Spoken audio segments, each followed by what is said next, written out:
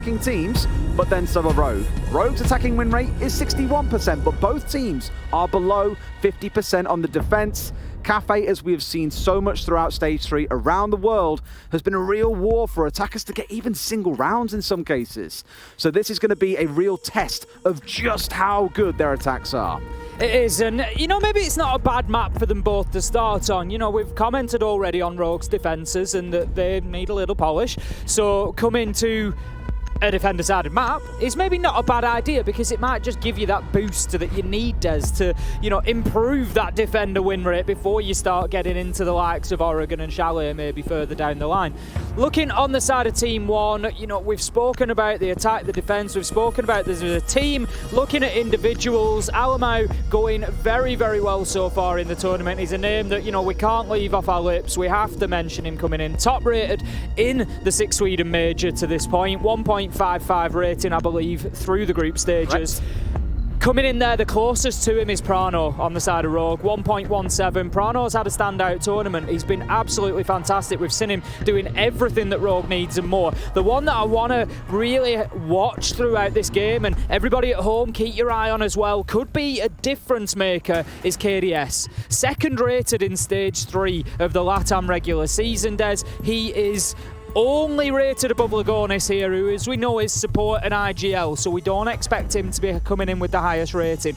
Other than that, KDS has been struggling. If he can come out here and show us some of those big performances, put those frags down that we know he's capable of, could be a real difference maker from what we've seen in the groups, where a couple of games were dropped against Vitality, and coming in here now and finding success against the EU teams.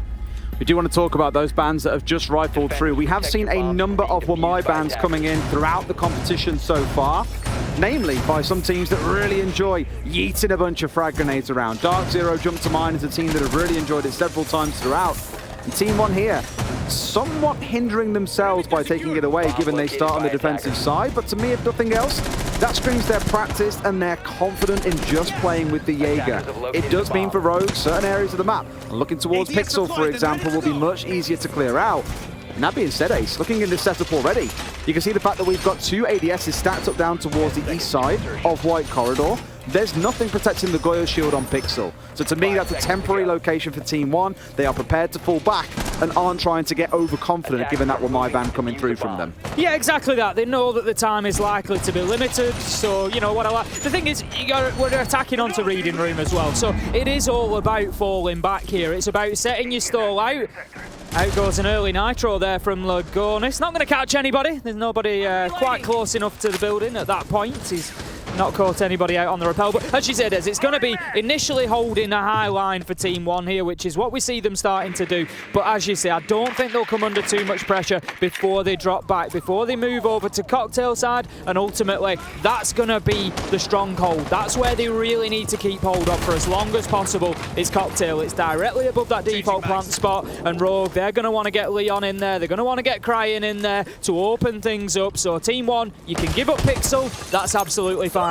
You're going to need to hold on to Cocktail, I'd say, for at least 2 minutes. You can see how they're all spread out here as well, where for Rogue, they've got 2 or 3 different angles on the go at once. 2 holding out towards red, 1 pushing on the east, and 1 looking to contest on White Window. So a nice spread here, a multifaceted attack. Shows a little bit of confidence on the side of Rogue. KDS the first one to take some bullets in this matchup, but it's Alamau who strikes first. Alamau versus Aces. It's all coming up Alamau. It's going to be a big battle as this one progresses. There's no two ways about that. Both influential players for their teams. KDS though, Des, I picked him out. I said we needed to see a little bit more from him. He's taken that early death. He's allowed Rogue back into things here, and they level things up at 4-4. Leon's got himself established inside of Cigar now, so the top floor clearance can begin, but they're going to have some work to do. They've got Neskin over there in Cocktail. He's supported by a man playing on Lumber and White Stairs as well, so they need to find some kills here, Rogue, and they could do it doing it soon, Des. 2 minutes almost wasted here. It's all about the prep at this point. The problem is the prep is entirely across the top floor. And as you've noted, there are still 2 players hanging out upstairs here. One in Cocktail, one holding behind these ADSs with Levy. Coming up white stairs, that's unlucky. Timing was coming up to provide support and has eaten a grenade to the chops in the process.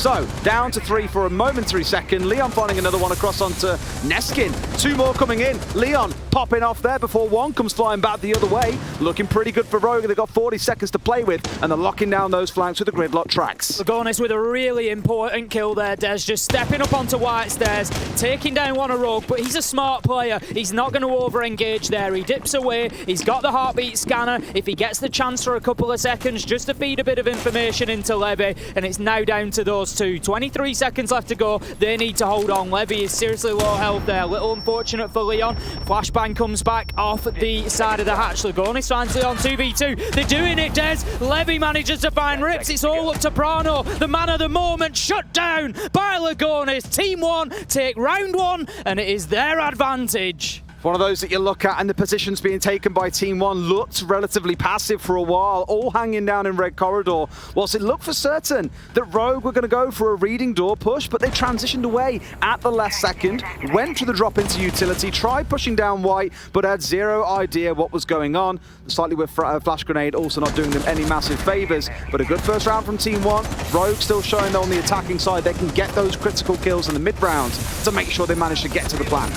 I've got to give that one to Lagonis. I called it out in the middle of the round. You know, he's one of those players that we look at, doesn't have the most kills, but that is exactly why it doesn't matter, because that's the game that Lagonis plays. He knows everything that's going on. He's got this overview of the game, he's got this overview of the round in his head, and he's just so good at calling them moments. We see him clutching out quite often because he's quite often the last alive, but he just manages the situation so well. And he timed that challenge on white stairs to perfection, gets his man, and then dips away and just orchestrates the rest of that round between him and Levy. Really well played finish there from those 2. Now, Team 1 going to be heading into round 2. It's up to top floor, Des, so pretty similar from them, you would expect. They're probably going to try to hold on to Pixel a little bit more vehemently this time. They drop back as we suggested they probably would do. It wasn't too much of a challenge for Rogue to get into washroom piano, for example.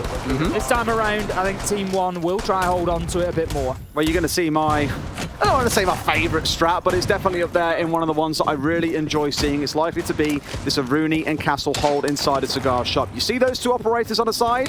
There is a very fair shout, along with things like the mute and a shield in some form, in this case the Goyo, that you're going to see a big cigar shop hold. Looking to waste time, force utility burn out of the attackers. It's all what Siege is about, especially when playing out on these extended holds. But look at this, Rogue completely ignoring what's going off towards the other side and they're saying, hey, how about a fast push in? They've got themselves inside of red, not carried on their journey up white stairs, have got off at the 2nd floor and now dipped away. Heading in towards a potential Roma clash though, Des. I don't know if they're aware, but there is a Team 1 player playing on the mid floor over by pillars at the minute, just holding that position, and it's Levy on the Goyo with the Vector, and we know what this weapon is like. It can absolutely rip through those bullets and through the attackers, Des. Now then, I'm not sure if Rogue have spotted him out or not, but this could be dangerous. They haven't, Des. Rips manages to get the opener onto Lagonis, but it's immediately traded back as Levy just skulking away in the map there, keeps himself under cover.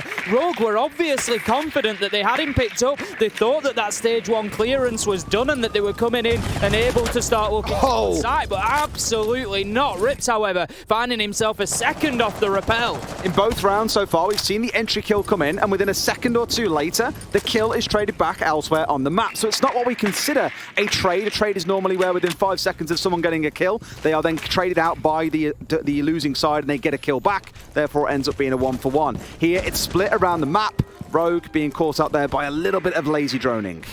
Exactly that. They need to make sure that they're not missing those corners as they go on, because Team 1 will punish them. Prano just sending in the nade there, trying to apply some pressure towards Cocktail. So weird. Like you say, there's just absolutely no attention to Piano. Neskin gets an important kill onto Rips, but once again, KDS shut down with little impact in the round. Prano's got an opportunity to do what he's done all stage, Des. He's getting that diffuser down. Rogue, we know on the attack, very objective focus, but here comes Levy. He gets 1. Can he find 2? He makes the challenge. challenge, but does not find the man with the pre-fire. Prano now left to sit right smack bang on top of that diffuser. Beautiful nitro, takes Leon down to a fraction. Finished off by Levy. It's all up to Prano. Des, he's 1 versus 2.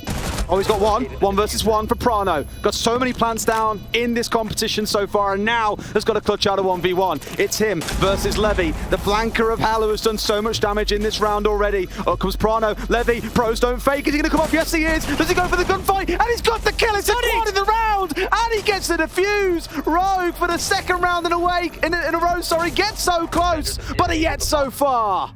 Levy, take a bow. The nerve, Des, the nerve of the man, the audacity to come off that diffuser with only about 12 seconds to go.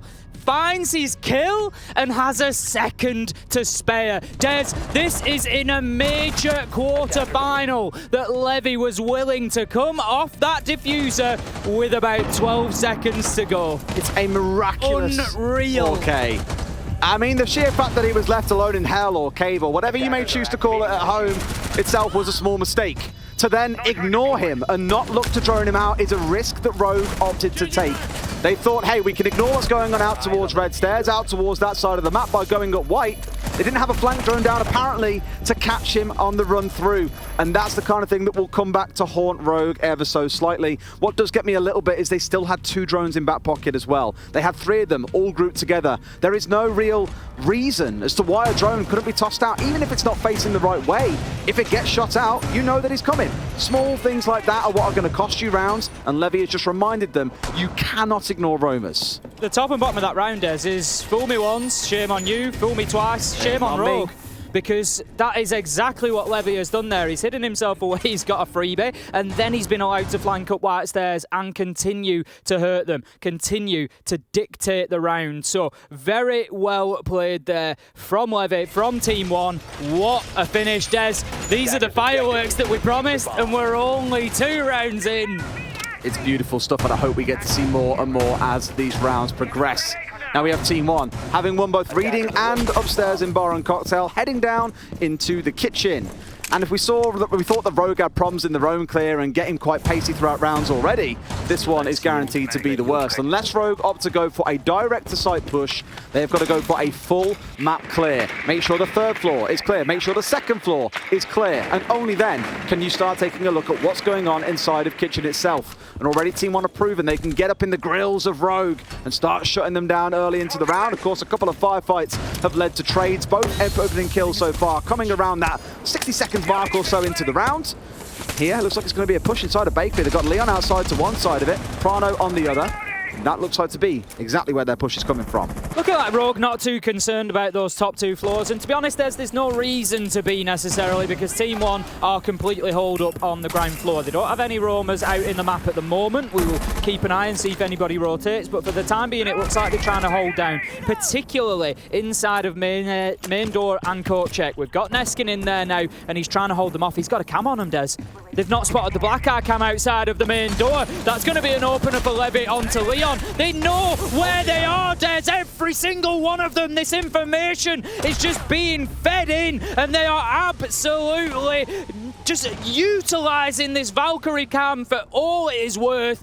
5 versus 1, halfway into the round. Rogue, you're going to have to shape up.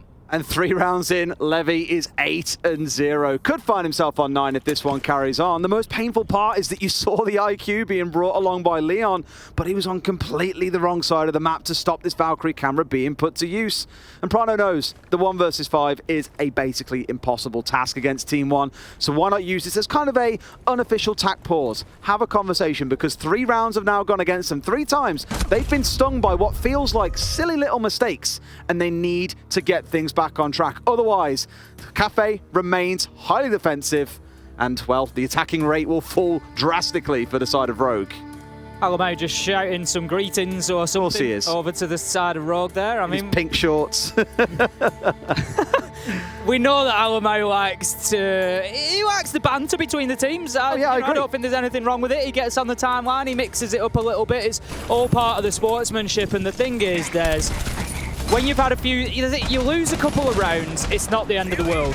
When you've lost them the way that Rogue have with those mistakes, Alamau piling on with the shouting, and the rest of Team One, it's not going to help.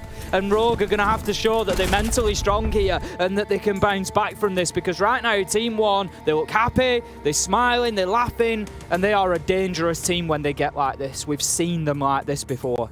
For Rogue, it's one of those that I look at, and you saw it on the replay there for a second, and I believe they're taking a bit of a time out here anyway, because they already know things are falling apart fast. Look at the kills that Levy got. 2 of them coming in onto Bakery Door in a 1 versus 1. There was no double-sided swing, for example. Then very comfortably swings into Wedding or Small Bakery and gets another kill onto the window. They were just constant 1v1s being taken, and where Rogue have really prided themselves in Stage 3 of EUL on being successful is their executes, is their team play, is pushing at the same time. And right now, it's simply not there. Meepy having a couple of words. I'm pretty sure he's serious at the minute, isn't it? Oh, yeah, you know, that kind of look when you've got your hand on your hip and you're like, right, boys, Yeah.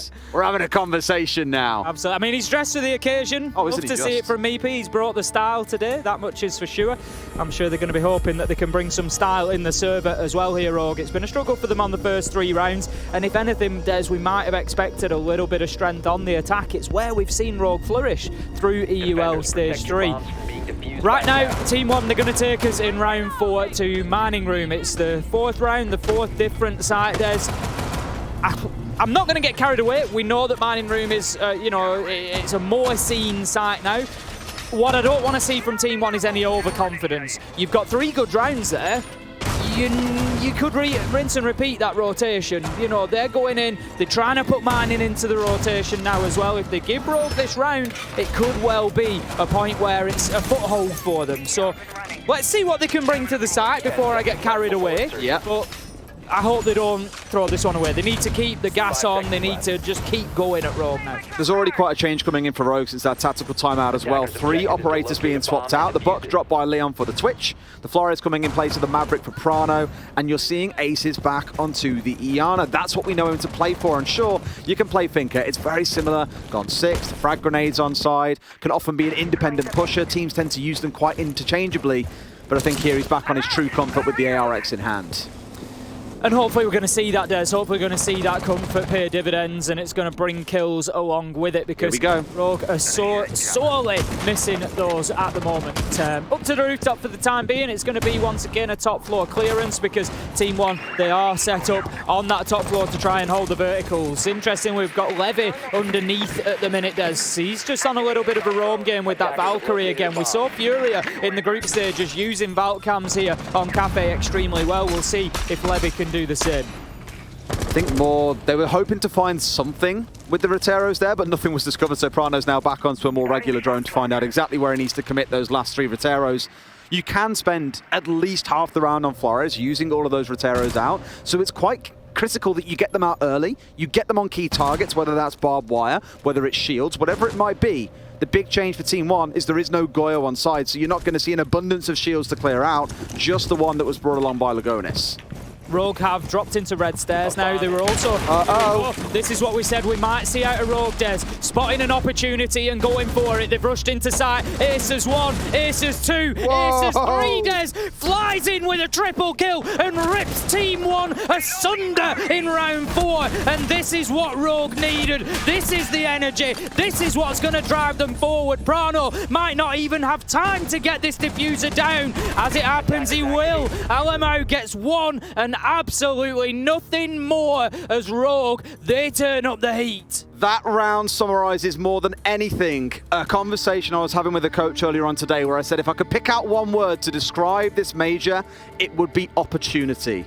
Teams droning out, finding holes in attacks and just saying, right, all 5 of us down there, yeah, okay, go. And they just go at 100 miles an hour. And Team One, unable to respond there. Caught out. It reminds me very much of their game against Vitality on Chalet, where Vitality would just come in at breakneck speed, kill the one person holding site or a particular room, and Team One would then be kind of left flailing and wondering, whoa, what the bloody hell is going on? How do we respond?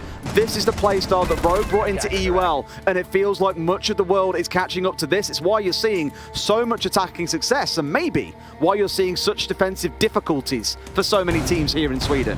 I bring it back to that site choice a little bit, Des. You know, I mentioned it coming into round 4. I said, you know, Team 1 are choosing to take that 4th site rather than head back to Reading, which is where they've gone back immediately after losing round 4. And I just think maybe this was the site to go back to. You don't have that sort of rush happening more than likely here on Reading. It was a soft wall into mining. It was part of the setup that Team 1 had put there for themselves that actually exposed them. And they might be ruining that one come the end of things, because they could have just given Rogue a little bit of breathing space, and we know that it's all about those marginal differences here at this level of Siege as to what can turn not only a round but an entire series on its head. For the time being, we head into round 5. It's going to be Reading Room this time around for Team 1. Expect a similar defence to last time around. We can see them setting up on the top floor as well. Rogue completely forewent that top floor clearance, and it just goes to show, Des, it is possible to do that. All the utility on top floor, all the manpower on top floor is then wasted if a team is allowed to do that. You got Leon once again setting up on white window here, while the other 4 all scale up towards the red hatch. And no doubt we'll have a player hovering around the skylight as well once they start thinking about their initial drop into the top floor here. It's very common on Kafe. We're very used to seeing this as the starting point. Just making sure that Leon's there to apply a bit of side pressure whilst the rest get themselves on the roof, get back on the drones, figure out what the game plan is, and step forward from there. Of course, unable to rush in this round the way they would have in the prior one, because there are a couple of members from Team 1 holding out on the top floor. 3 of them to be precise, plus Lagone is playing in below piano on that pulse, just to help be handy with a C4 if required. Immediate pressure onto those rappels again from Rips. It's something that he has done over and over here now. Out comes the smoke canister onto that washroom wall just to prevent any challenge onto there. The nade will clear out the Goyo shield as well. KDS still quiet in this one. Team 1 at this point, there's going to be desperately looking for a few kills from him. Just going to be looking for that little bit more oomph. He could be the difference as this game goes on. He's dipped away into safety, and right now Team 1 have been forced back. Good pressure from Rogue. They've at least got half of the top floor clearance done. The critical small things being done as well. They took a drone into deep freezer, they put one inside a piano, checked stage, checked every corner they could, because they don't want to get stung in the back once again by Levy. So right sort of call coming in, but Team 1 responding wonderfully, just saying, right, we've wasted a minute here, we haven't got to play our lives and die for it, let's back away. So Rogue are still very much pinned into the west side of the map right now. You really are looking towards full east side control. You want the vertical setup. You want the reading door to be your option. All 4 members of Team 1 backing away, but you've got Levy and Lagonis playing together here with C4s in hand. They're looking to fish ace. They want a couple of kills. Chrono's drone moving through Cocktail tells Rogue now that the top floor is theirs. They can be confident in that, and so you hear that sledge just starting to open things up now. Leon's going to hold the angle from that balcony for the time being, just to prevent any push from mining to challenge up onto the Cocktail balcony. 35 seconds left to go though, Des, and the clock could become the enemy for Rogue here. They need to get moving towards that bottom floor. They've done great work upstairs. They need to make sure now that it doesn't stall out. They're taking about a minute here on the top floor, longer than arguably they might need to. Just fearful that there is a member of Team 1 still present, where drones may well give them the answer. They've got 6 still on side. It's not like they're short of information, Ace, but not strictly playing behind it. They've dropped round for reading. They've found themselves 1. Rips watching for the half stairs flank to come up. Still a couple of members of Team 1 holding down to the south. A couple of kills fly in, but they're traded back just as soon. They've got no way in. The door is smoked off. You've got to move now, boys, and they're down with the diffuser. 2 are down on the deck, and Rogue lose to the clock. Again, too much time on that top floor being invested. What they did up there was good, Des. They got in there. They forced Team 1 back. I don't feel that they necessarily recognised that fact quick enough. There was about 20 to 30 seconds after Team 1 had fallen back onto mid-floor, whilst Rogue were still playing in piano. They hadn't pushed through into white, they hadn't pushed through into cocktail. And that 20-30 seconds could be the difference between them winning and losing that round, because when you're down to your final 20 for the execute, rather than, say, the final 40, you don't have time for a plan B. It's, we've got to go now, whether the situation is perfect or not. We've just got to get in there and try and make it work. And there were too many other factors from Team 1 that they've not been able to account for, not been able to deal with, particularly Levy out in mining, they had Alamau in dining, and they just made their life a misery there. 4-1 now for Team 1, and they are cruising in this first half. Final defensive round for them is going to be the top floor.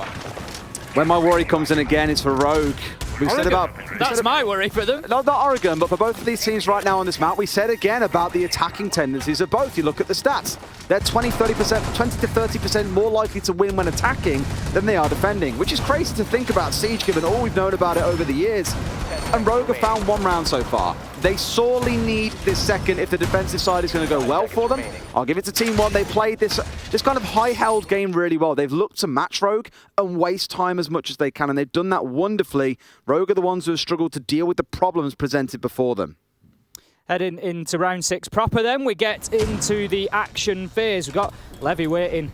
Neskin waiting, Des. The C4s are in hand, C4 the hatches are open. If Rogue aren't alert to this danger, it could be an absolute nightmare, and here they go, Des. Rips is on his way up. There's the Volt animation. Hear the sound, out comes the Nitro, 1, 2, and they get it! The double team play Nitro works perfectly! Neskin absolutely nails Rips with the second. He's breathing a sigh of relief, Des. He gets away from the first, but then in his face comes the next, and there's nothing that he can do about it. Well played from Team One. Running the explosive gauntlet there, just like, here's a C4, and here's another C4, take it all the way, but unfortunately you can't escape both. And the thing is, once they hear you vaulting over that wall, you're locked in the animation. You can't go back and go, no, I'm back on the rappel, I'm safe down here. You're committed to getting over that wall, and you have to run. And try as he might, 2 C4s, just a little bit too much for him to find an answer. Unreal from Team One. What a start there, just getting so aggressive on the defense to kick things off. Lagonis going to be holding onto that cocktail balcony with the pulse for the time being. We've got Team One pretty much just holed up on this top floor now, just looking to sit down and hold tight to things, force Rogue to play. This is it, right? Again, 90 seconds in the round. No control of piano yet established. They're still clearing out Pixel. They've got rid of the Goyo shield that was there, but now they've got to worry about the castle barricade that's set up on the cigar door. They've managed to send the man back, and Ace is on the white window. Normally, Leon, who would play there, it's now Ace is finding that kill to push one back into 4 versus 4, but the clock is not great. Levy finds one. Leon's down as Neskin inside a cigar shot finds another, and again, Team One has just rebuffed Rogue at every single turn.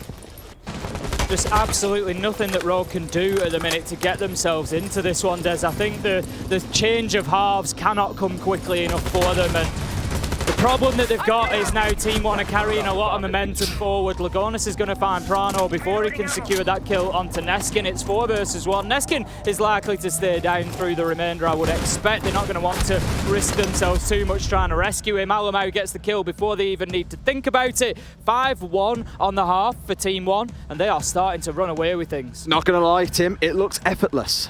They're not even really having to try, dare I say. They're just sat there and like, well, if Rogue want to take half a round to clear Pixel, fine. If they don't want to clear out the castle barricade, also fine. It's not an issue for us. And as soon as kills start coming through, there's Alamau, there's Neskin, there was one other player also around Cigar. That's how confident they are, is they are holding up so high against Rogue, even when they've got a numbers advantage. Some teams, when they find a kill or two, will say, right, pull back, we've got the kills we need, play deeper on site, play it safe. But the confidence on Team One now is palpable. You're seeing it in everything they're doing, in-game and out-of-game, the happiness, the smiles on their faces, everything. Rogue need to pull off a miracle on the defensive side. They've got some work to do, that much is absolutely certain, Des, and they're getting beaten up pretty badly here on Kafe. They're going to come into their first defensive round now, our round 7, as the sides have switched. If you're joining us for the first time and wondering just exactly how it all works, one team, we play best of 12 in regulation time, so one team will have 6 defensive rounds in a row, as you've just seen Team One complete. And then they will move on to the second half, where now Team One will potentially have up to 6 attacking rounds, Rogue having their opportunity to defend. But if Team One can secure just 2 rounds here, if they can get themselves to 7, being that we are less than 12, they will win this one out, and we will head into map 2. We're on a best of 3, so we will see 3 maps if necessary. But if either Team One or Rogue can get themselves 2 maps won before that point, then they win the series and head on to the semi-final. Interesting that both teams have prioritised reading and fireplace here. And it's one that I look at as a bar and cocktail defence with extra steps. You need to get top floor control. And we see some teams that will only reinforce out towards the Far East. Aces, that's a cheeky start. You'll see some teams that defend out towards the Far East and just hold bar and cocktail and drop away after. Some will basically do it as if they're defending bar and cocktail and hold right up inside a bathroom and look to contest inside a piano itself. Here on the side of Rogue, they're being a bit more beyond that. They're also playing aces still inside of Piano. Very rare you see a player playing this deep inside the defensive side of things when they're defending Reading and Fireplace, but he's made it work with a single kill. And now on Team 1 side, it's a question of, okay, do we deal with this guy? Do we ignore him? I would wager they have to deal with him. As you say, they really need to be making sure that they're paying full attention. There's dealing with everything put in front of them. Alamau now on the bottom floor, just looking to see if he could get a cheap kill up onto the new balcony there. Will not find anything. He's going to try instead to challenge onto White Stairs. He's going to come head to head with Leon, and I think Leon's well aware that he's there, but out comes the nade, makes the challenge, loses his life. Great solo play from Alamau there, Des. Just following that nade in, forcing the man to move and just putting everything in his favour. I don't think they know about Prano, certainly doesn't know about Aces though. Alamau getting a little bit aggressive on the White Stairs there. Shut down, Crying fans, Neskin 4 versus 2 for Rogue now. This is the trouble you're going to face, right? Is when Rogue want to get aggressive against Windows by running around the map like lunatics, they will get away with it in some instances. It's a good first defense coming out. Lagonis trying to work his way up White here, currently set at about the halfway mark, and has got 2 players around in the Pulse, no doubt feeding information back that Lagonis is pushing up, or at least I bloody hope so. There we go. Crying finding one man left alive, sat on site. It's KDS, dug in behind the bookcase. Has got to do it all against 3 members of Rogue.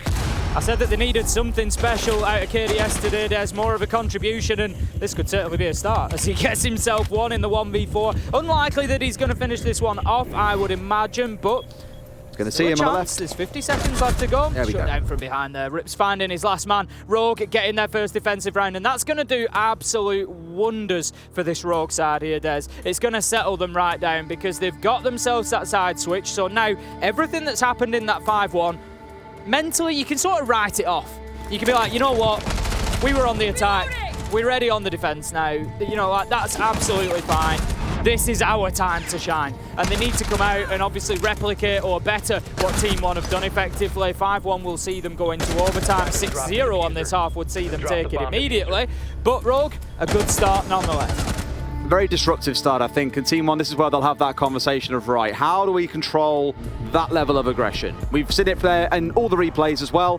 The initial spawn peek out the window, Crying, flanking up the stairs, for example. There's lots of things that Rogue were doing to be disruptive and frankly irritating. If there's a single hole in your drone game, you're going to get torn asunder by Rogue in that style of setup. I'm glad to see at least that it's not going to be a total rollover when we go towards, say, a 7-1 scoreline. Rogue do start fighting their way back. We're heading up to Bar and Cocktail, so following much the same site rotation that Team 1 employed back in their first half. And I'm keen to see how the defense sets up. By the looks of it, it's going to be a full pixel bathroom hold that we're so used to seeing on this site. Not quite a full Castle Aruni extension into Cigar Shot that we sometimes see from teams as well. So slightly more defensive, but also very inhibitive of teams being able to get any control inside of Piano. Okay then, here we go. Rogue, you got to keep going, you got to keep it rolling. The last thing that they want is them coming in and getting themselves a couple of rounds on the board here, Team 1, because if they get one, it's match point. They're really struggling then. They're really going to be on the back foot. So now is the time for Rogue to mount this challenge, Des. They don't want to give another round away. They got to get 3, they got to get 4, they got to get 5, level themselves up, make their lives at least a little bit easier. Team 1, they're going to be desperate to find that round, I'm sure. And once again, Alamau very quickly into the building. Des always playing with a lot of confidence. No wonder. Only one of 2 players this year to go over 100 kills in every single regular stage. Unbelievable talent in the scene of Siege. And you can see it translates into his play. He's just always so willing to get into the building and take those gunfights. We're very cautious about this so far, and I believe there's actually a yokai at the bottom of White Stairs that Team 1 have missed. That sat above their heads gives them all the information required here as to what the push is going to be. They had the Valkyrie on the outside of the building, the yokai on the inside. That just gives them all the knowledge of who's pushing up and when, which means Crying can be sat here waiting to greet them. Slat slightly up, finds out the drone coming in, and now at least Team 1 are aware of his presence. But the barbed wire on side, he can't quite be rushed, going to push him forward, finds the swing onto KDS, and down he goes. Great start from Crying there, managing to use that information to his advantage, and I'm a little bit disappointed with Team 1, Des. It was something that they managed to take advantage of, was cameras being left in place, was being able to utilise that information against their opponents, and now they're not paying the same sort of attention themselves, and it's costing them. It's so interesting because very commonly we'll see on this site take as the attackers that you'd start from the west and work inwards. That has not been bothered with by Team One. They've gone entirely from below, but Rogue have adapted to suit. They've got a couple of players playing on the downstairs. They've got the Valkyrie playing tight here. Alamau down to about half HP. Pistol in hand. Leon comes out there with a deagle on side. Can he find the kill? It's Knife City in here, but no one can get the kill. Levy swings up and finds it back while Aces elsewhere brings down Lagonis. Things are balanced. Crying, going for the swing. Levy finding the kills, and I tell you what, 13-3 is not a bad scoreline. The quarterfinal, Ace. Team One really do just keep fighting, don't they? They never give up. The support for Alamau there in that gunfight with Leon was fantastic. 2 versus 3 now. Rip's taking damage. Team One, they're scrambling, Des. They don't really have too much of an opportunity or a hope of getting this diffuser down, so instead they are looking for kills, but they can't get themselves up onto that top floor. The challengers are just constantly coming in. Alamau trying to do anything he can to get himself an angle from that mid floor, but time is ticking by. 20 seconds left to go, and the sand continues to run through the hourglass. It's going to be a big white stairs push here. I wasn't quite sure what Alamau was hoping to do from below because they couldn't really push up from there. Gets tagged. Ace is finding Levy, rips the closer. Rogue find round 8. And I gotta say it, both teams looking equally messy on the attacking side, Tim. I mean, they do. It's not clean from either side on the attack today. It's absolutely true. You know, coming in here, we commented about Rogue's defences previously and that they've struggled with them a little bit in Stage 3. And we said that Kafe may well be the perfect map as a corrector for that. And that is what they're showing us so far. They've been solid. Team One just unable to get established in the building there. You know, they just weren't able to really get themselves onto that top floor comfortably at any point in time. And if you've not done that, you're missing a part of your checklist, your process as an attacker, Des. You want to get in there and have control of Piano, have control of Cigar, have players holding lines of sight in towards the bomb sites to try and catch defenders out, to try and force them to stay still. And Rogue never had to at any point there. This is normally the round that when we're casting EUL, you say is the swing round. When it's sat at 5-3, if the team pulls it back and we go to 5-4, it's game on. Suddenly overtime looks very plausible for the side that's behind. Team One win this round, they go to 6-3. Rogue need to chain 3 rounds back-to-back to guarantee overtime at a minimum. And the pressure really starts to build. So if Rogue can win this one, I think we find ourselves careering towards overtime very quickly. I would agree with you. I think, you know, if Rogue get this one, Team One start sweating a little bit as well. And, you know, you start thinking, we're blowing this, we're throwing it away, we've got no answers here. You know, like you say, when Rogue have had that defensive rotation, they've already run reading bar, they go to mining now and close it out. It just leaves them with myriad options of how to progress, and they've got themselves back in touch, and the belief at that point, the momentum is firmly with the Rogue side. Now then, Levy being extra careful here, no surprise, Ace has got himself a nice spawn peak to start us off. It was on to Levy back in round 7, and I want to see these cams dealt with, Des. I know that it's not straightforward. There's a lot of outside space on Kafe to find. Bring the IQ then, because they are punishing you right now. Ooh! However, talking of punishment, Des, of course, it's Levy doing it as well. 14-4, nice. Looking at how things are shaped up, I agree with you, because after the last round, I saw the Yokais and the Valk. I thought, okay, surely now Team One realised that Rogue got us doubling down on this information game and they bring along the IQ. But it wasn't to be a thing. The yellow ping coming in, Leon with a golden opportunity to find a kill, but couldn't quite connect his shots. That'll be the first and last time he gets a chance to get a kill out of that white door this round. Alamau right now is all the way down on bottom floor, Des. Looks to make the challenge onto Leon and gets him. I'm not sure that Rogue were aware of his presence there, and that is again Leon losing out in that battle. I can count in my head at least 3 times now that he's come head-to-head with Alamau, and whether Alamau's needed support or not, Leon's ended up dead on the back of it. And again, it's a battle that Rogue just need to start getting on top of. 4 versus 3 at the halfway mark. This could be Team One's opportunity now. I said first and last, and then he pushes back down white and somehow wins a gunfight down there. Should never be getting away with that. Team One should have that covered every single time, or at the very least a drone there, but it wasn't present. Prano finding Alamau. A 3 versus 3 with health bars basically even across both sides here, Tim. But Levy the God himself, he's still alive and kicking. Neskin just again sweeping across that top floor. They've got control now, so they can start thinking about sight, but I don't know if there's a potential for a flank here or not. We've got Aces playing underneath. Rogue may not choose to get that aggressive, but we'll see whether the opportunity presents itself. C4 comes out from Rick's, not going to have any impact just yet. The Rotero looking to be used to clear out some soft surface. I think it removes the C4 maybe. Very possibly does, but it's going to give them some verticals down into utility as well and force Rips out of position. 45 seconds left to go. Team One are ahead of where they need to be, but they need to start moving now. They're attacking towards mining, not reading, let's remember. Yeah, they've got the drone at Levy's feet here as well. Needs to move around a little bit quicker as well. I don't want to get yourself caught out by that drone once it starts going off, but it's got his way inside a utility. He could catch them out here, Lagonis. Finding one onto Prano, a 2 versus 3. Rips and Aces with it all to do. Aces having a great game so far as well. They've got full control of the site. Rips finds one walking in. He's going to back away down in towards the first floor, but he can spring back up at the right time here. Lagonis, he's going on a hunt. What can they possibly find? They see one walk in. Aces finds another. Are they clutching this one out? It goes down to a 1v1. Surely no! Aces with the shotgun finds a 3K. Rogue find a round. It's 5 and 4. And like Casters loves saying, Tim, we've got a game on our hands. They certainly do, and I mean, Rogue, what a round from them. It was scrappy, but they got it done. And that's what we need to see from this Rogue side. And as well, Des, let's not forget, so far they've won every single defensive round. They've now included mining in that. And that's something that Team One weren't able to do. That was their one sort of slipping point, was trying to get mining. They haven't even gone down to kitchen yet. In fact, avoiding the site entirely. Just going back to reading and fireplace. So not doing the 4-site rotation that we saw out of Team One back in the first half, but instead saying, like you challenged Team One too back in the first half, is that one not so much overconfident or cocky type choice in the mining being their 4th site that they didn't really need to go to. They could just rotate back to the 3 that already won. Will that be the difference maker in this game? And I've got to say, Kafe remains the map that teams just cannot attack. The thing is, if this goes 7-5 Rogue, Team One have effectively lost it by 1 round. So, I know it's 2 on the scoreboard, but that's not quite how the maths work. So they've lost it by that 1 round. What? It's not, is it? Because if they've won that 1 round back in their own half, they've had a 6-0 half, it goes 6-all, they go to overtime. So it's 1 round that makes the difference between a 7-5 and a 6-all. Even though on the scoreboard, it looks like 2 between. Des, we're just having a quick maths lesson here. My brain's frazzled. Exactly. I was only for Siege, not mathematics today, Ace.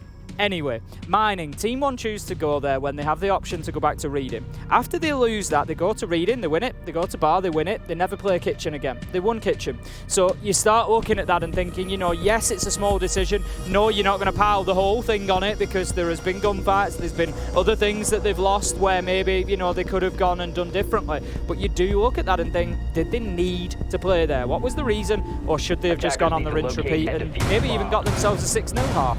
Here's something a bit different for you. Now, I think it was Pengu I was sat with last night talking about this, and he mentioned that Alamau picked up the knock once. You think it was Pengu? I think it was. You don't quite remember whether you were sat talking with one of the greatest players of our game ever. You don't remember whether it was him or not. No, I don't. So I was also sat with one of the greatest casters of our game in Terror, and I can't remember who it was that said it. It was one of them. It could have been Fluke. She's also fantastic. She was there too. I don't know. There was a group of people, we were talking about something, and someone said this, Tim. Forgive me for not knowing exactly who it is. So long as you know that Pengu was there, and Parker was there, and M was there, and anybody else, we don't want to leave anybody out, but everybody was. Why are you bullying me today?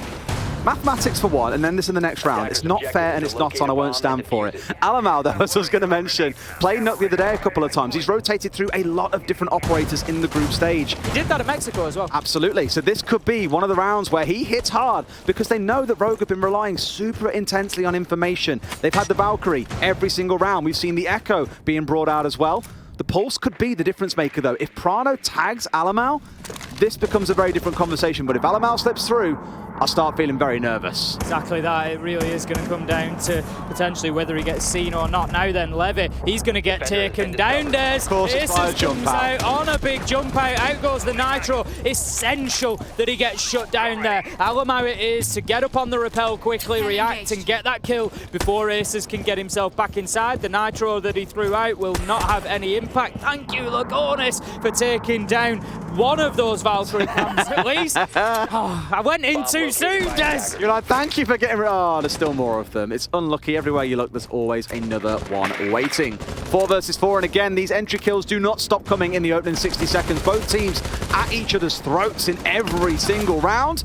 Leon with a nice swing onto Alamau, shuts down the Nook. The one factor that we thought could be very detrimental to Rogue in this round has now been removed. And I said Leon needed to start winning some of those fights against Alamau and could not have picked a better time to do so, coming in with a really impactful kill there in the round, swinging it back in Rogue's favour. 4 versus 3, and Team 1 looking a little bit lost here. Des Crying catches Neskin out as he looks to get inside of Piano, and right now Team 1 have 0 map control. They have not moved any of these Rogue defenders along. Finally they managed to get the kill onto Crying inside of Piano. Lagonis getting that one, taking some damage in the process. But Team 1 have still got an awful lot of work to do here. There's only a minute left to go. They're just about taking control over the top floor. They've got Nitros underneath them. This could be a little bit of a nightmare finish to round 10 for them. Prano's like a piranha pit, just going fishing here as well, holding out the cardiac sensor as you mentioned. Explosives at the ready if so required. They've got 2 C4s, one being tossed out, won't find the man. A little chip of damage, but nowhere enough that it's going to scare KDS in any way, shape or form. If nothing else, probably sleeping a little easier now that he knows that that C4 has been deployed. There is still one more available for Leon, who's currently holding here towards the bottom side of White. Waiting to see if again, Team 1 go for the push down White rather than dropping through utility. They did it in the previous attack around this site. Didn't opt to go down through the utility drop and did manage to end up getting in the round. KDS though, finding one back. No way do Rogue throw this one away. Plant going down inside of Reading. A temporary 2 versus 1 ensues.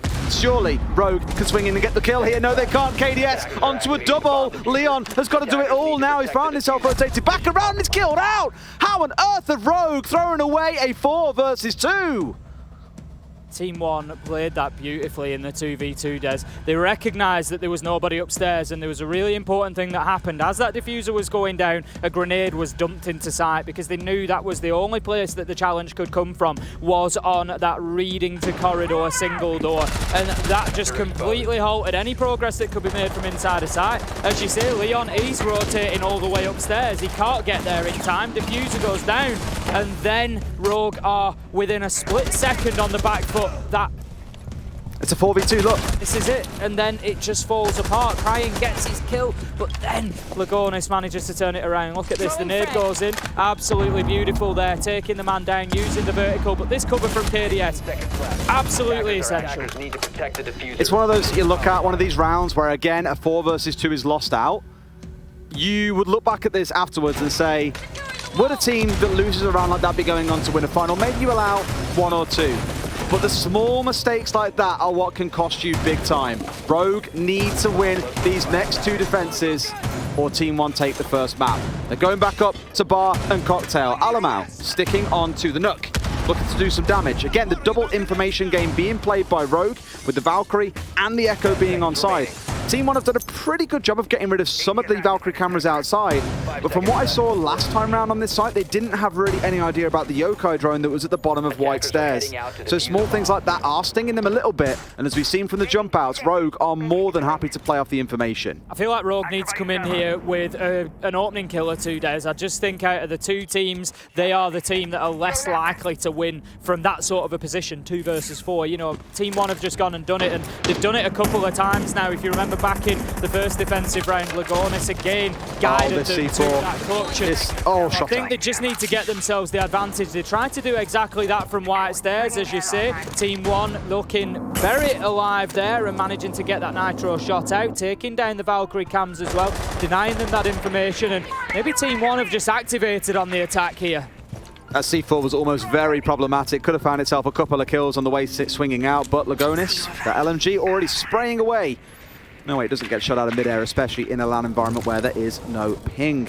This round starting out slow, and for the first time, Ace, I think it's fair to say, inside 60 seconds, we have not seen an entry death. That seems to have been the kind of theme throughout the entire game for both teams, has been members have died very early in the round. So this could yet be one of the more constructive rounds, and we'll see how it plays out now that we've got one, once again, looking to push their way up White Stairs. That's it all very much. It's been an interesting game in terms of attacks onto top floor, Des, because there's not been much attention towards Piano at all, realistically.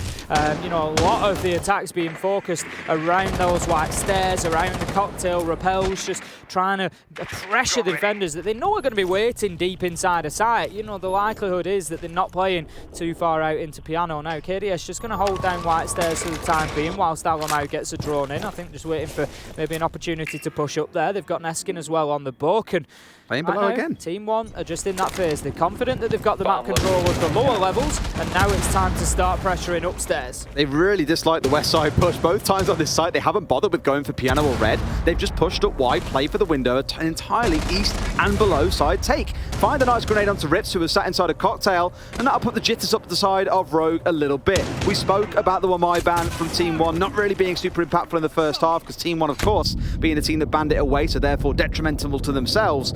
In this half, they are abusing that. A good number of grenades being tossed around and a few kills being found. Leon knows he needs to get himself out of dodge there. They'd spotted him, he'd taken his shots, for the but window. not hit them, and he knew that explosives were going to follow. He does manage to dip away from them. This is something that I've seen the LATAM sides do on Kafe before. Get themselves into reading with a book and just completely open up the cocktail floor and make it impossible for the defenders to hold from that side. But Rogue, they're doing pretty well at the minute, Des. They've dug their heels in and they're waiting here, but Neskin finds Crying after he goes on the jump out and takes down Lagonis. 4 versus 3, 15 seconds left to go, and it's now or never for Team One in this round. They need to get themselves established in a position to put this diffuser down. Prano's going to play spoiler. He gets one, but traded out immediately. 5 seconds and no sign of that diffuser going down, but Alamau in the absolute last breath of the round starts to do it, but Leon is able to shut it down, and Rogue get what is the first of 2 essential rounds. Leon played that so well in Cocktail. For the majority of the round, he was sat between the first and second bar, just dancing away from the guy that was on the east rappel. As soon as he hears that rappel change, because Alamau was going to the roof, he moves down towards the south side, repositions himself, and it just leaves like Team One unsure as to where he is. You saw that final push coming in from the buck. He's left entirely alone inside a Cocktail, and then rotates upwards to give them the kill onto Alamau. Really big delivery coming out, and Crying naturally with a jump out. It's Rogue. Why wouldn't they jump out of Kafe? So right now we're in a contest to see whether one of these two teams can attack marginally better than the other. Rogue only securing 1 round win on the attack. Team One have done that, but they're going to have to find another if they want to close this out in regulation time. For my money, Des, this is screaming overtime at me right now, but Rogue are going back to reading. That is the one site that Team One have successfully attacked onto. Awesome. Let's see how things play out from here on, because again, the game just keeps on getting spicier. It feels like Levy had an incredible first half. I don't think he's yet found a kill. In the second half, has been very, very quiet. Maybe 1 or 2. I think he defined himself at 14 and 4 at one point, but that was about it. And on the other side, Aces has been running up behind him, ready to pounce. Sat at 14 and 7 himself. You can see where the tent pegs have been hammered into the ground here. They are the 2 pivotal players that can have massive impact on these rounds. One more for Rogue and we get overtime. And Team One, I guarantee you, they want to end this here and now, because let's not forget, this was Rogue's map choice. Team One got to pick what side they started on. They chose defense. I guarantee you, Rogue chose to start on defense in overtime, which means they get 2 defenses, and that will make Team One sweat. It certainly will, like you say. It really is one of those moments where Team One need to step up and make sure they get the job done now. They don't want to be going to overtime. That Valkyrie cam's going to be pinged out and no doubt taken down. There we go. Lagonis just being careful that there was no peek or jump out going to be coming his way. So we'll take out that utility, and the clearance can begin for Team One here. They can look at starting to get themselves inside. Neskin likely to take the drop here once that drone goes in from KDS. They're just trying to, again, gather that information, make sure top of red is not being watched, which at the minute it's not directly. There's nobody inside a piano. There is Prano using the heartbeat scanner underneath to feed information, but Rogue's defensive top floor is completely on the east side, Des. We've got 1 in Lumber, 2 in Cocktail. That's where they're holding at the minute. And I guess for Team One, a bit more confident attacking from the west side here. So they've got a couple dropping in red around Piano, for example. Knowing that it's not as big a hold on the top floor, it's still a similar story where, of course, Rogue are playing downstairs now, but have 2 players once again inside a Cocktail looking to do some damage on the early entry to Team One. But it's not quite the hyper-aggressive Cigar style hold that we saw coming out of Team One. It's a little bit more reserved, but it's still another entry. Ace is absolutely on fire. He's found 2 in the round before finally being shut down. But the damage has been done inside 90 seconds. We've lost Alamau, we've lost Iana, we've lost 4 frag grenades critically here, Ace. Those aren't going to be available, and we've seen them get several vertical kills in this game. That's it. The Terror drone going to be used to open the hatch up. He's not seen him. Neskin has not thoroughly drawn that out enough, and Cryin is just home free here, Des. He's led prone. If Neskin goes in, this is going to be an absolute freebie for Cryin. They're just waiting for that moment. He's shot out. Cryin's just trying to time this right now, and what a moment that we have. I love these where we can see, but they can't. He sees his man. There you go. As easy as that from Cryin, and that goes to show you the margins that we are playing with, Des. Neskin's drone goes another foot forward, and that's it. He sees Cryin led prone. It's a different story. 4 versus 1 now. Rogue finish it off, and we are going to overtime. Of course we are, Tim. Wow. I mean, across both halves, much the same issue. Looking at medics in my ear like, of course. Yes, medics, of course. It's one of those that I look at, and again, the same issues repeated themselves across both halves there, I think, for the attacking side. Misdroning, kind of looking a bit lost sometimes in the mid-round, a little bit slow at points as well. And dare I say for Team 1, a bit of stubbornness. Not being willing to change away from their fixed comp and bring along an IQ. When we saw Valkyrie every single round, indoor and outdoor cams. We had Yokais in a couple of the rounds as well. We had Pulse. So much information being given by Rogue to the rest of the team to help them net kills, and just no response coming out of the side of Team 1. Start worrying for Team 1 now if you are one of their fans, because Team 1 are going to start on the attack. We've only seen them win 1 round so far on the attack. That was on to Reading Room. And they're going to have to try and replicate it somehow, because right now Rogue sit with a considerable advantage, having the 2 defensive rounds. It is a best of 3 rounds now. So whichever team can win 2 will win the map overall. And Rogue being on the defense, you would have to say it's likely that they can. Think about how crazy it would be. We've got to go through another map or 2 yet, and I would love this to go all the way to Chalet. I feel like it really deserves it. 3 overtimes, 45 rounds. Not again. Medics is shaking his head. I mean, again, looking at it, you've got the current major champions. You've got Team 1, who took the world by storm with an incredible tiebreaker game, if you remember, against Cyclops back at Mexico, to then go on to win the whole thing was unbelievable. Rogue, a team that have had a torrid 18 months. Stage 2 is the curse for these boys. They just cannot seem to win in Stage 2 ever. Stage 3 has been their stage, but for them to go on, after these players not being at a major for what? Or at a LAN in general for about 2 years, is incredible. For Prano, it's his first LAN. And the kind of numbers and performance that he's been putting up throughout the competition, the story is just unbelievable. You could not have 2 teams at faraway ends of the spectrum from one another, but this is how close they are. Team 1, they're just waiting for a bit of a hero moment here, Des. They've had Levy on 14 kills, but looking across the rest of the scoreboard, you know, everybody else is only coming up to half of that, and they just need somebody to step up and have that moment for them. But to be honest, the story is the same on the side of Rogue. You've got Aces on 16 and nobody over half of that. You know, these 2 players have absolutely dominated and run away with this one. Aces not able to have the same sort of success with the Nitro as Neskin did, but he's giving it a whirl. He's going to get the drone eventually. There we go. The 5th time of trying. I mean, he's got 16 kills. He can click heads, just not drones, apparently. We'll leave him alone. We will. A little bit of a change coming in from Rogue, where they have spread out more towards the west on this defense as well. There's 1 on Pixel, 1 on Stage, only 1 inside of Cocktail, and of course, Ace is lurking around Bar. So quite a change coming in, expecting something different from Team 1, maybe. But yet again, Team 1 being so slow. Oh, this crouch up white stairs, Alamau currently starting to work his way forwards. There is a man holding just above him. I believe it's Leon on the Valkyrie. We spoke about the damage that a Nook could do if left unchecked. And here comes the jump out. Will he find 1? Yes, he will. Does he find the second as well out towards the door? No, he doesn't. Gets traded out. That's good, because for Alamau now, he can step up uncontested. Unless someone backfills that spot on white stairs, that barbed wire is all but useless. Rips taking the kills from Piano Stage. This time it was Cryin last time around, but the position is... Oh, no, sorry, it is Cryin that's playing there. The kill came in from elsewhere. There was a crossfire that Rips has been able to... Oh, he's got him! Prano finds Alamau. Knock this time, Alamau, as he gets taken out at the top. A white stairs 4v1. Rogue are running away with it, Des. I dare say that Team 1, the mental has gone in this map. It's the attacking side, Ace. They can defend, but can they attack? Apparently not. Neither team able to get much. We've seen 2 attacking round wins so far.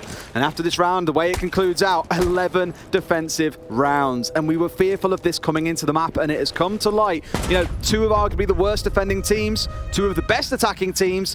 Which one gives way on a map that's very... Okay, just style points for the spinning before he goes for the final shot. Okay. Okay, Rogue have swung it all the way back. They've really battled back in after it looked lost by round 6. You thought surely Team One could just push it over the finish line with a couple of rounds, but could only find one. Now at least Team One get to go back on the defense. You get the sense it's going all the way to 15 ace, unless Rogue can pull off another nutty, rushy style attack. Team One going to be going down to Kitchen, I think, as their site of choice. So all the way down to the basement. I would imagine they're going to... Last time around, they played all 5 down on site, or near enough on site. They had one in court check, one out towards VIP, but it was very bottom floor based was the defence. I think they might stretch their legs a little bit here, try and get out. Look at this. The map. He just spins like 4 times before stepping out for the shot. It's classic Aces fashion. Oh, Aces. That was to make up for the drum. I mean, he's 18 and 8 now. He's on course for 20 kills if this carries on.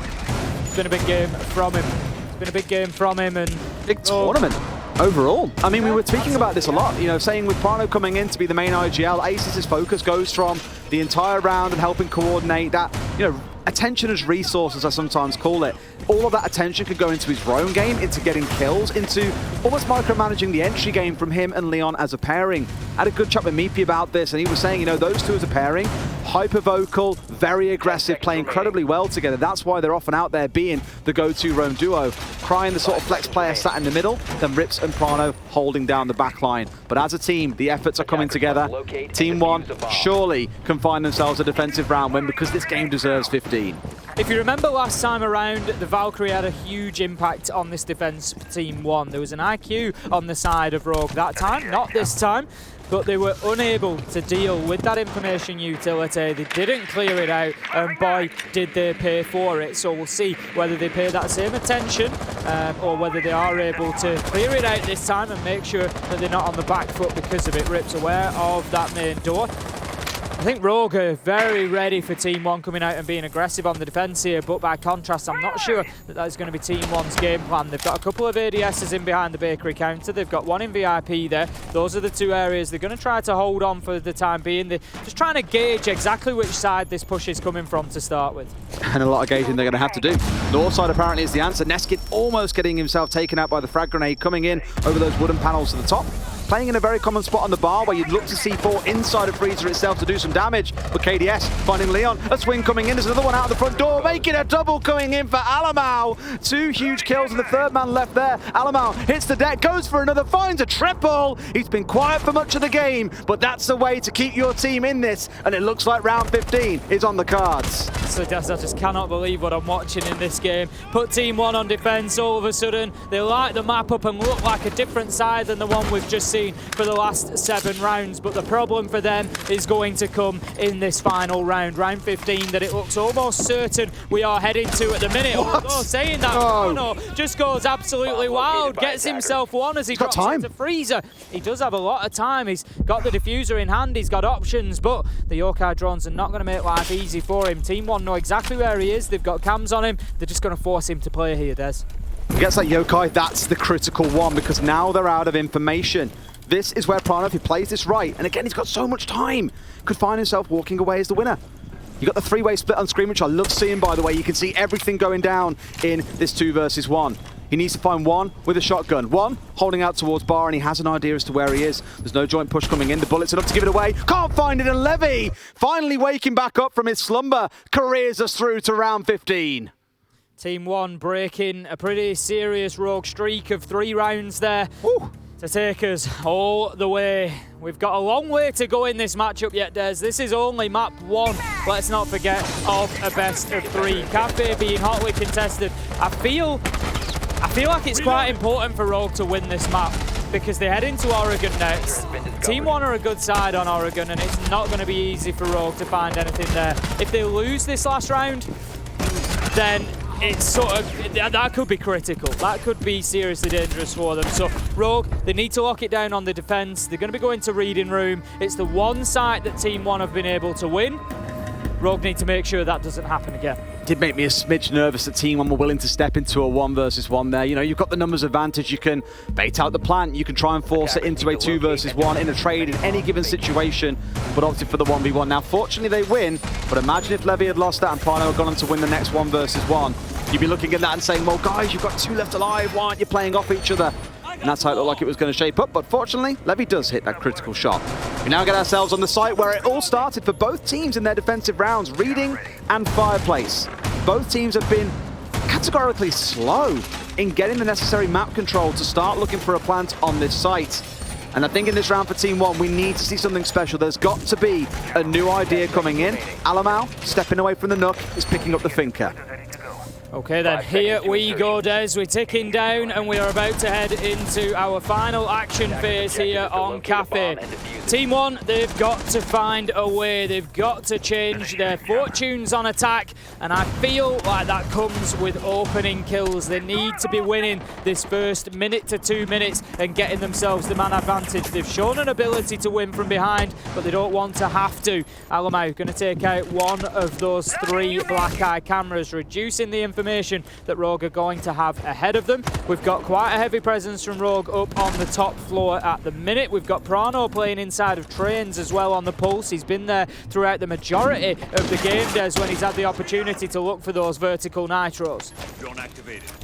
All right, at least to begin with, no one being caught by a jump out from the side of Rogue. We're very used to seeing it out of Aces and Leon so far. I think Leon maybe a little more passive in this round given his playing on the mute. Dug back with that C4 looking to play Denial. Aces may even be the same given he has one of his own.